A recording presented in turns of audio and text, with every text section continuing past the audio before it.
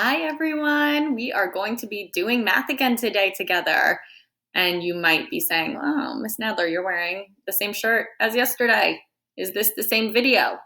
I am telling you, it is the same shirt, new lesson. So stay with me. This is going to be fun. But we are going to be playing a game today. It's one of my favorite math games. It's called Today's Number, but it's going to be played a little bit differently than how we did in the fall and in the spring.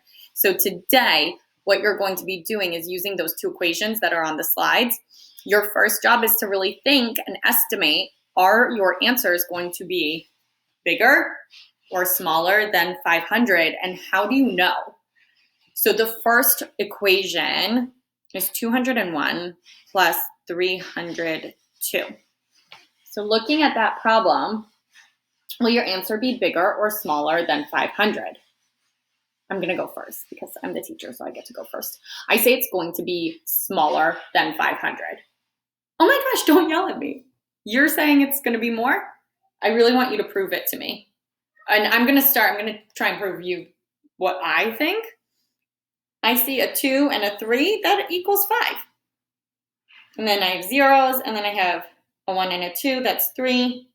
5 plus 3 equals 8. This only equals 8. Oh my gosh, you guys, stop. Okay. Wow, I really time for me to get back to math. Wait, repeat that loud and proud. That 2 and the 3 that I was looking at, those aren't ones. Oh, that's right. These are in the hundreds place, aren't they? So this is really a 200 and a 300, isn't it? So 200 plus 300 equals 500. But okay, it's still prove that it's bigger than 500.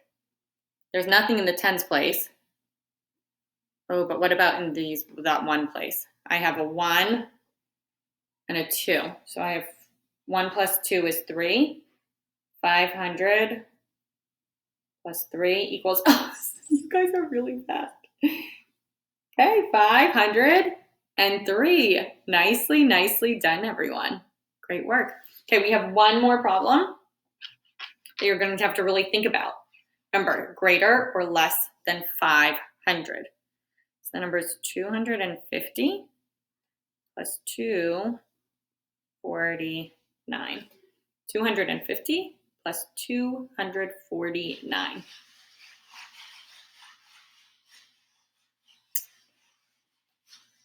So I'm looking at this one, and I'm looking, and you guys are really talking me through this place value. So this is my hundreds, my tens and ones, hundreds, tens and ones. So if I'm looking at my hundreds and I'm adding those up, I know that this isn't a 2, it's 200. And I have another 200. So that equals 400. And so I'm estimating, I'm going to say that my answer is going to be smaller than 500 just based on looking at that. But let's now go and prove it. So take a few minutes and really spend some time thinking what your answer might be. Maybe you can get this mentally without solving.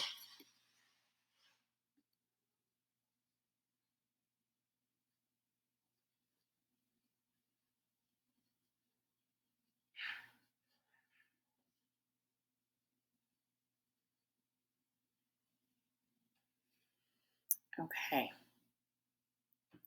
I'm going to show you my work, and mine might look different than yours. And so I want you to think, what's the same, or what strategy did I do? And what did you do that might have been different? And if we got the same answer. So we said that the answer was going to be smaller than 500, and we are correct. But now let's really look at it. I'm trying not to have that glare, sorry. So I know that 50 plus 50 is 100, and I'm seeing this number 49, and I know we're only 1 away from it. So I gave 1, I imagined a 1 to make this 50 and 50. And so I said, I took my 400 and I added a 100 to it. Because I said, let's pretend these are both 50s. But because I added an imaginary 1, at the end, I had to take that 1 away. I had to remove that additional 1. And so I said, now 500 minus 1 got me to 499.